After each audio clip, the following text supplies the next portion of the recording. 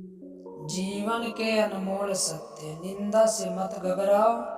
निंदा उसी की होती है जो जिंदा है, मरने के बाद तो तारीफ होती है।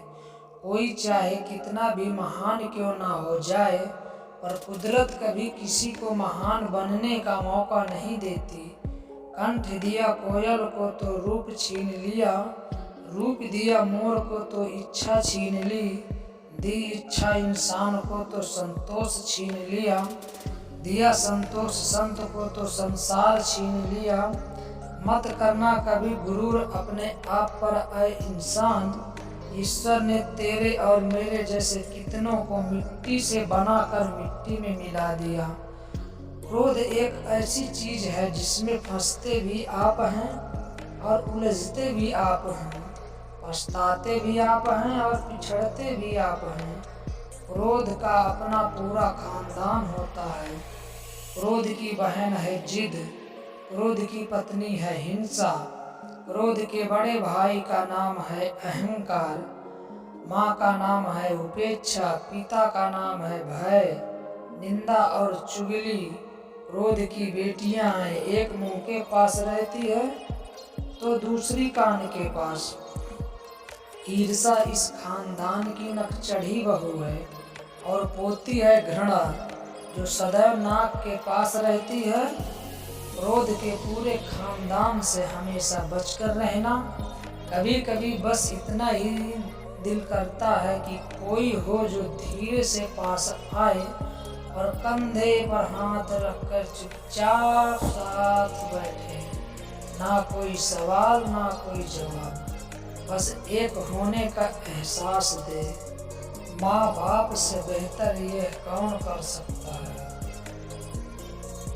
एक छोटी सी बच्ची अपने पिता के साथ जा रही थी। वो एक दिन एक पुल से गुजर रहे थे। नीचे से नदी का बहाव तेज था। पिता ने कहा, डरो मत गुड़िया, मेरा हाथ पकड़ लो। बेटी ने कहा, नहीं पापा, आप मेरा हाथ पकड़ लो। पापा ने मुस्कुराकर कहा, मैं आपका हाथ पकड़ूं या आप मेरा हाथ पकड़ो, क्या फर्क पड़ता है। बच्ची ने कहा, पापा, अगर मैं आपका हाथ पकड़ूं और कुछ हो जाए तो शायद मैं आपका हाथ छोड़ सकती हूँ, पर अगर आपने मेरा हाथ पकड़ा तो मैं जानती हूँ कि कुछ भी हो जाए पर आप मेरा हाथ कभी नहीं छोड़ोगे। सच है, बच्चे साथ छोड़ देते हैं मगर माँ बाप कभी साथ नहीं छोड़ते। जब बचपन में मंदिरों में भीड़ की वजह से भगवान के दर्शन नहीं हो पाते थे, तब पिताजी कंधे पर उठाकर दर्शन करवाते थे।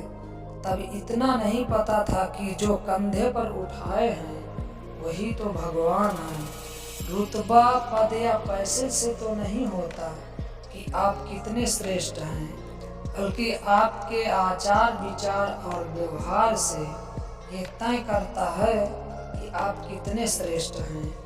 आज़ाद रहिए विचारों से, पर बंधे रहिए संस्कारों से।